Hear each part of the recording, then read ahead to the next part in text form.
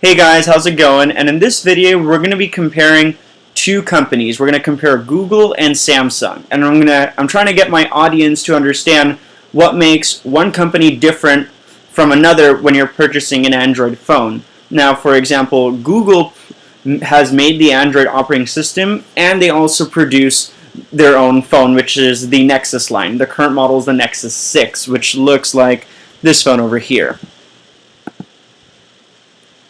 And then the other phone that we're going to be talking about is just, in general, the Galaxy line of phones that are produced by Samsung, which are these phones over here. You have the Galaxy S6, then they have the Note line, and all sorts of other models as well.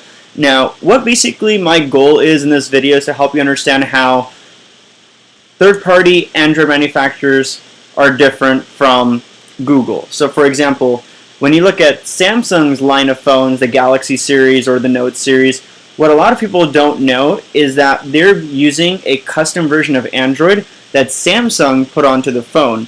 And so the name of their software is called TouchWiz.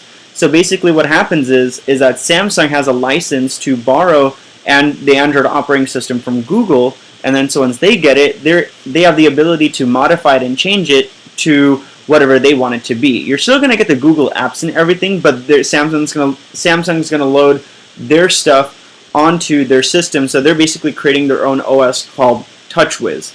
And so basically now what's going to happen is when you get a Galaxy phone, it's not going to be as fast because it's running two operating systems on. It's basically one operating system on top of another. So you already have the basic Android operating system, which is provided by Google, and now you have TouchWiz. So when basically even if you're running high-end specs, it's not going to be as fast as the phone is supposed to be, even though you think it's that fast. Like when you get it, yeah, it's going to run good. It's not going to run bad, obviously. These phones are expensive, and manufacturers try really hard to make them good, so they won't run bad. But it's definitely not going to be as fast. It has the potential to be better. And so that's a lot of people don't know. They buy an Android phone, and then they see all this garbage and stuff like that on their phone. That's basically known as bloatware. So when Samsung took control of the OS, they put a lot of their stuff on their phone, and a lot of stuff you won't really use. It just takes up space on your phone, and most importantly, it slows the phone down. And then on top of that, when you get a phone from any Galaxy phone, doesn't matter which one you can get it from T-Mobile, Verizon, AT&T, Sprint.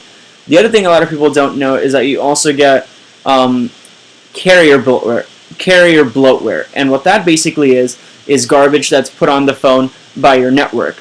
Now, it really doesn't enhance the phone anyway. It's not anything really useful. So you're getting garbage on your phone from the carrier, whoever you have, which is AT&T, Verizon, or whoever, and then you're getting more stuff that you don't really need from Samsung as well. So really, it's not going to be the best phone at the end of the day. You can have the greatest hardware, but if your software isn't really good, it's not going to do you much good. So now that we have a better understanding of what Samsung is offering, let's go ahead and talk about the Nexus line. So Google's been producing phones for quite a while now, I would say, and so currently their current generation is the Nexus 6. Now it's a really large phone, and a lot of people are kind of stepping away from it because they don't want something this big. Now, the cool thing and the beneficial thing about buying a Nexus phone in comparison to getting a Samsung is that you will get priority on software updates. Meaning, since Samsung phones are not running the original operating system, they don't have priority on getting updates on time whenever a new feature comes out, or if there's a bug or a flaw that needs to be corrected. Third-party manufacturers don't get updates right away. Customers that use Galaxies have to rely on their carriers to release the update, and the carriers never really have an idea as to when you're going to get them. I've actually contacted my carrier when I used to have a Samsung, and they're like, oh, it's just whenever Samsung releases, and I was like, okay, that's awesome. That doesn't really help me as a consumer. So if you're getting a Nexus 6, Google really cares about keeping the original Android operating system up to date all the time. So if a new update comes out, you're going to get it right away.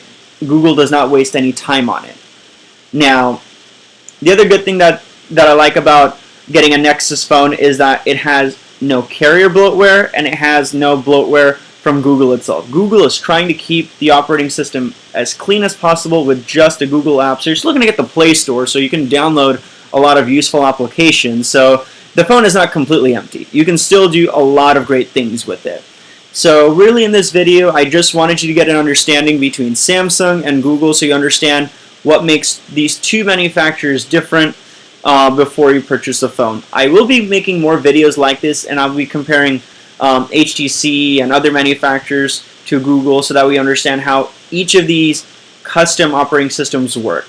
If you have felt that this video has been useful and it really helped you out, please rate, comment, and subscribe. Have a good day.